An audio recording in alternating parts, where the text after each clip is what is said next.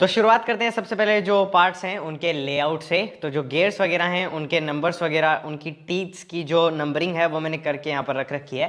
तो मैं चाहूँगा कि ये जो फ्रेम है इसका आप एक बार स्क्रीनशॉट ले लें, ताकि ये वीडियो पूरा देखने के बाद फिर कभी भी आपको इस मोटरसाइकिल का गियर बॉक्स रिबिल्ड करने की ज़रूरत पड़े तो आपको ये स्क्रीनशॉट ही काफ़ी हो याद दिलाने के लिए कि कौन सा गियर कहाँ लगेगा। उसके बाद में सबसे पहले शुरुआत करेंगे हम हमारी जो आउटपुट शाफ्ट है उसको असेंबल करने से, फिर हम अपनी जो इनपुट शाफ्ट है उसको असेंबल करेंगे। तो सबसे पहले जो आउटपुट शाफ्ट है उसमें हम ये एक स्लीव है इसको लगाएंगे। ये बाई डायरेक्शनल है। जो भी चीज़ें किसी भी तरीके से लग सकती हैं उनके बारे में मैं ज़्यादा नहीं बताऊंगा। जो चीज़ें डायरेक्शनल होंगी, मतलब एक ही तरीके से लग पाएंगी, उनके बारे में ही हम डिटेल में जानेंगे। तो ये कुछ इस तरीके से हमें लगानी है। उसके बाद में हमारा जो 36 टीथ का जो गियर है वो हम लेंगे एंड उसको कुछ इस तरीके से लगाएंगे कि इसका ये वाला जो हिस्सा है जिसमें थोड़ा सा ये अंदर की साइड है उसको हम बाहर रखेंगे। ये जो प्लेन साइड है इसको हम अंदर की तरफ रखेंगे, मतलब इसको हम कुछ ऐसे लगाएंगे। एक बार आप अच्छे से देख लीजिए कौन सी साइड हमने अंदर रखी है, कौन सी साइड हमने बाहर रखी है। बाहर इसलिए बोल रहा हूँ क्योंकि ये वो हिस्सा है जो हमारा इंजन से निकला हुआ रहता है, जहाँ पर हमारा फ्रंट स्प्रोकेट लगता है। उसके बाद में ये एक वॉशर है जिसको हमें लगाना है। तो इसके जो ये 3 स्लॉट्स हैं इनको हमारी जो शाफ्ट है उसके ग्रूव्स के साथ मैच करते हुए हमें कुछ इस तरीके से स्लाइड करना है। उसके बाद में ये सर्कलिप है, इसको यहाँ पर आपको ये स्लॉट दिख रहा है, इसी के जैसा स्लॉट यहाँ पर बना हुआ है। इसको देखना थोड़ा सा मुश्किल है इसलिए मैं इस वाले को दिखा रहा हूँ। ये सर्कलिप इस स्लॉट में जाकर के फिक्स हो जाएगी, जो कि इस गियर को इस वॉशर के साथ लॉक करके रखेगी, जिसके लिए हमें ज़रूरत पड़ने वाली है इस सर्कलिप प्लायर की। तो अगर ये ऑनलाइन अवेलेबल होगा तो आपको इसका डिस्क्रिप्शन में लिंक मिल जाएगा। तो इसको कुछ इस तरीके से रखते हुए प्लायर की हेल्प से हम इसको एक्सपैंड करेंगे एंड फिर इसको इसके स्लॉट तक लेकर के जाएंगे। उसके बाद में हम इसको अंदर की साइड पुश करेंगे और ये जो क्लिक वाली साउंड आई उससे हमें पता चलता है कि हमारा जो सर्कलिप है वो उसका जो स्लॉट है उसमें प्रॉपर्ली लॉक हो गया है। उसको आप चारों तरफ से चेक कर लें एंड उसके बाद में नेक्स्ट स्टेप की तरफ मूव ऑन करते हैं, जो कि होगा हमारा 30 टीथ का। इनमें 30 टीथ का मतलब होता है कि ये जो इनके टीथ हैं, इनके जो ये दांत हैं, इनकी संख्या कितनी है उससे। तो इसको हमें लगाना है यहाँ पर। उसके लिए ये वाली जो साइड है ये हम अंदर की तरफ रखेंगे और ये वाली जो साइड है ये हम बाहर की तरफ रखेंगे। इसको हम कुछ इस तरीके से लगाएंगे और आप देख सकते हैं कि ये वाली जो गियर है इसमें प्रॉपर्ली स्लॉट भी हो रहा है। उसके बाद में ये इससे आगे नहीं आना चाहिए, उसके लिए ये सर्कलिप लगने वाली है। तो इसको लगाने की प्रोसेस सेम है, तो मैं इसको लगा लेता हूँ एंड फिर हम आगे की तरफ बढ़ते हैं।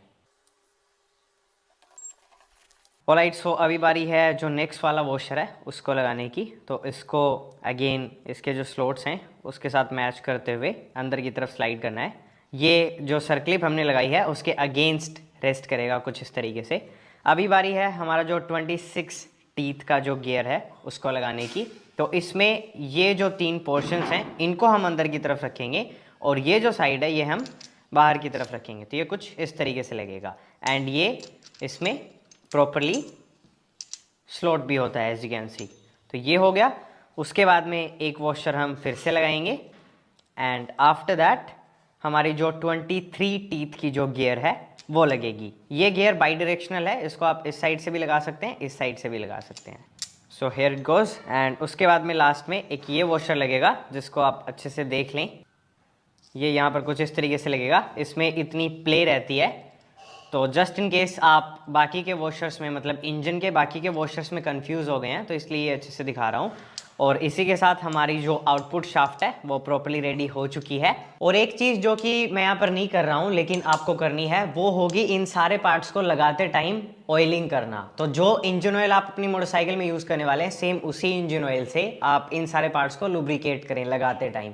मैं वो यहाँ पर नहीं कर रहा हूँ, उसके पीछे का रीज़न यही है कि एक तो हमारा सरफेस है वो ऑयली हो जाएगा, दूसरा इन पर ऑयल लग जाता है तो ये थोड़े रिफ्लेक्टिव हो जाते हैं एंड उसके बाद में कैमरा में फोकस में प्रॉब्लम आती है। So it's just because of that. अभी हमारी जो आउटपुट शाफ्ट है वो रेडी हो गई है। So now let's move on to the input shaft. तो इनपुट शाफ्ट में सबसे पहला जो गियर है हमारा 11 टीथ का, वो इनपुट शाफ्ट में ही लगा रहता है, तो इसको हम निकाल नहीं सकते। अगर ये डैमेज है तो हमें पूरी शाफ्ट ही चेंज करनी पड़ती है। उसके बाद में नेक्स्ट जो गियर हमें लगाना है वो होने वाला है हमारा 17 टीथ का ये वाला गियर। तो इसमें जो प्लेन साइड है उसको हम अंदर की तरफ रखेंगे and by that I mean कुछ इस तरीके से।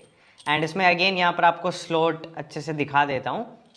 तो नेक्स्ट स्टेप हमारा होगा ये वाला जो वॉशर है इसको लगाना। एंड डोंट वरी, 2 वॉशर्स जो कि इनपुट शाफ्ट में लगते हैं उनकी साइज आउटपुट शाफ्ट वाले वॉशर्स के मुकाबले में छोटी है, तो उसमें आप कंफ्यूज नहीं होने वाले हैं। Same goes for the सर्क्लिप्स।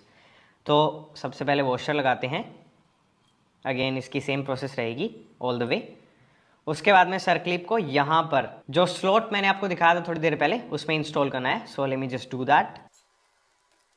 And circlip को इंस्टॉल करने के बाद बारी आती है हमारा जो नेक्स्ट गियर है उसको इंस्टॉल करने की, जिसके नंबर्स हैं 21। इसमें ये वाला जो सेक्शन है जिसमें आपको स्लॉट जैसा कुछ दिख रहा है वो अंदर की तरफ रहेगा, और ये वाला जो सेक्शन है जिसमें 3 सेक्शंस बाहर की साइड निकले हुए हैं वो बाहर की तरफ। तो इसको कुछ ऐसे लगाना है। And as you can see जो गियर है वो इस वाले में प्रॉपरली स्लॉट हो रहा है। अब इसका मूवमेंट हमें कंट्रोल करना है, उसके लिए हम एक सर्क्लिप फिर से लगाएंगे। फिर लगेगा फिर से एक वॉशर यहाँ पर, एंड लास्ट में लगेगा हमारा 24 टीथ का जो गियर है वो। तो इसमें जो प्लेन साइड है उसको हम रखेंगे बाहर, जिस साइड स्लॉट्स बने हुए हैं इसको इंगेज करने के लिए उनको रखेंगे अंदर। एंड ये कुछ इस तरीके से लगेगा। एंड उसी के साथ हमारी जो इनपुट शाफ्ट है वो भी रेडी है। एंड अभी हमारी जो दोनों शाफ्ट्स हैं उनको एक दूसरे के अगेंस्ट कुछ इस तरीके से अलाइन करना है कि इनका जो सिरा है वो एक दूसरे के अपोजिट रहे। So as you can see input shaft का जो फेस है वो इस साइड है, आउटपुट शाफ्ट का इस साइड है, एंड इनके जो गियर्स हैं वो प्रॉपरली एक दूसरे में अलाइन हो रहे हैं। And with that being said हमारा जो गियर बॉक्स है वो होता है कंप्लीट। वॉशर्स वगैरह इसमें सिर्फ एक ही लगता है जो कि मैंने यहाँ पर बता दिया। पीछे की साइड भी इसमें कोई वॉशर नहीं लगेगा, एंड जो इनपुट शाफ्ट है उसमें भी दोनों साइड किसी भी साइड वॉशर नहीं लगता है। And with that being said इस वीडियो के लिए इतना ही था गाइज। अगर आपको एक कंटेंट समझ में आया देन डू लाइक, अपने जो थॉट्स हैं उनको कमेंट कर देना। अगर आपको टीवीएस विक्टर 3 वाल्व का इंजन रिबिल्ड वीडियो देखना है देन इस चैनल को सब्सक्राइब करके बेल नोटिफिकेशन आइकन प्रेस कर लेना। एंड फिर मिलेंगे कब किसी और वीडियो में, तब तक के लिए बाय बाय।